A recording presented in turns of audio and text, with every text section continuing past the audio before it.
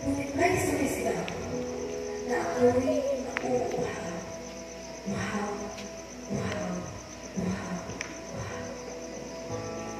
Uhaw na uhaw sa salita ng Diyos. Uhaw na uhaw sa presensya ng Diyos. Uhaw na uhaw kasi magkakaroon mo hindi nakapayo ang Diyos. Pero ganun talaga kapatid kapag ikaw ay lumalayo. Lumalayo sa piling ng Panginoon. Lumalayo kasi ang hirap-hirap makaahon. Makaahon sa alon na buhay na parang kailanman ay hindi na magkakaroon. Ang hirap. Sobrang hirap. Hirap makawala sa mga nakaraan. Aminin niyo kayo dito. Hirap na hirap makawala sa mga pinagdadaanan. Hirap makawala sa mga pagsubok. Hirap na hirap makawala sa sitwasyong parang gusto. Kaya isang araw, pumunta ako sa simbahan. Nagkasama ako kasi gusto niya daw ako kasamahan. Ngunit may sumigaw. Sigaw na sigaw, sigaw na sigaw, sigaw na sigaw. Napakalakas. Sobrang lakas. Divine nature activated. Divine nature activated. Divine nature activated. Nang marinig ko ang mga salita ako, hindi makapagsalita. Gusto hindi mapakaliit, hindi maintindihan sa init ng nararamdaman.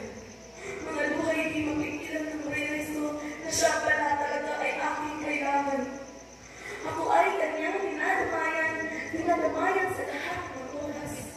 Oras na bukas hanggang mabukas. Gusto kong mabuhay kagaya ng Diyos. Handa na po ako. Ang tanong, kung handa ka na rin ba? Handa ka na bang mabuhay na kasama siya? Handa ka na bang mabuhay na katulad niya? This is the beginning of my journey to live, to activate the will of God in my life, and to truly to become partaker of God's divine nature. I am ready. I am ready. Are you? Kapatid, mabuhay tayo na katulad niyang napakabait mo ng saltik at higit tayo mabuhay tayo na kasama siya. Kasama siya sa araw-araw, kaya huwag ka na ulit bibitaw. Kasama siya sa lahat ng oras. Kasama ang pagmamahal niya. Walang katumas. Siya lamang ang tanging handang ipaglaban niya hanggang kamatayan. Iwan ka man ng mundo, pero siya hindi ka iiwan. Kahit minsan mo na siyang tinalikuran, kahit minsan mo siyang hindi pinakinggan, pero tatanggapin ka niya ng buong buo. Tatanggapin ka niya ng buong puso. Katulad na ng kantang ito. Ang bago lang kakayahan na masutian ka ng mabuti sa lahat mong ginawa. Iyakap mo ako sa aking karumihan. Inibig mo ako na di kayang tumasan.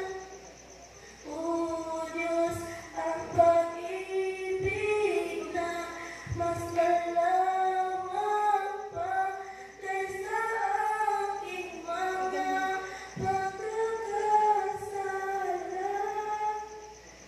Iba sa buhay ko, salamat sa sobrang biyaya mo. I learned to be persuaded that God created us to be more, to be happy. That God let us know our origin and His intent for us. Genesis 1:26-28. And God said, let us make mankind in our image, in our likeness, so that they may rule over the fish in the sea, and the birds in the sky, over livestock, and all the wild animals, and all other creatures that move along the ground. And God created His own image. In the image of God, He created them. Male and female, He created them. And God God blessed them and said to them, "Be fruitful and increase in number. Fill the earth and subdue it. Rule over the fish in the sea, and the birds and the sky, and over every living creature move on the ground." God intended us purely to exhibit His nature and power in the earth like He does in heaven. Brethren, it's time for us to strive to be all God wants us to be. God given us everything we need to have a good life now. God given us everything we need to live faithfully to Him. Knowing God and through His Word and developing a relationship with Him is where true living can be found. True living is not in materialism and worldliness, but true living is only in Him. Alam niyo ba ano yung isa sa mga realize ko sa buhay?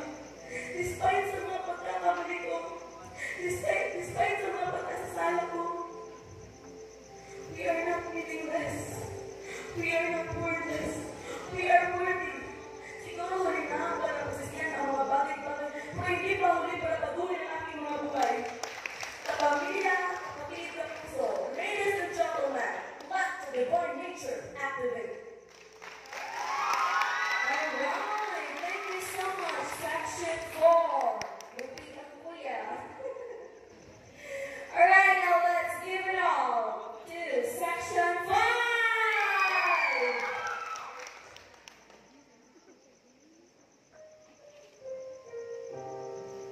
Bata mo, imong wala ang hinahinang tukaw. May gabi sa inyong tanan, kung nagtindog sa inyong atubangan, kay dunay mga atubangan, gusto na akong inyong inubugan. Tinuod, nindot ang kinabuhing Kristuhan ng isang pirlipas ngayon. Apan maghayag kahapon, di ba iksoon? Apan ang takong pangutala, kamusta ang imong kinaiya? Kamusta ang imong koneksyon ngadto kaniya? Sa kalibutan na ating ibuyan, di imbitasyon ang sala mas daling duulan, kaysa sa atong amahan na labing gamanan.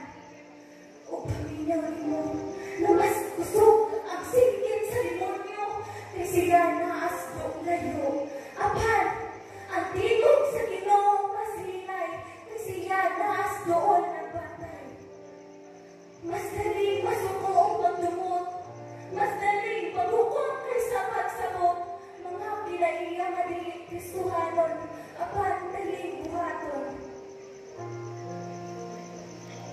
Igsoon, pagmata na, kung hangang imong balang kinaiya, nang itungyan sa Dios sa imuha, aron mahimuhang parihasan mo.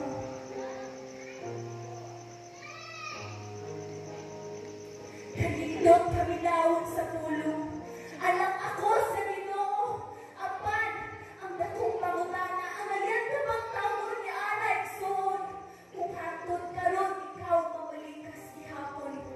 Nganong walay pagbago ang imong batasan, nganong madalang gihapon ka sa tawag sa kalibutan, nganong buhaton gihapon nimo ang mga butang, nga maayo sa kataapan makalaglag sa imuha.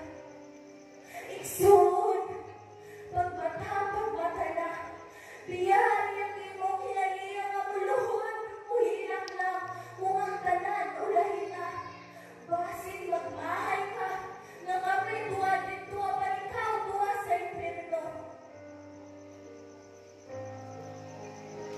Ang tao, moingon, kung Kristuhan ka dapat halata.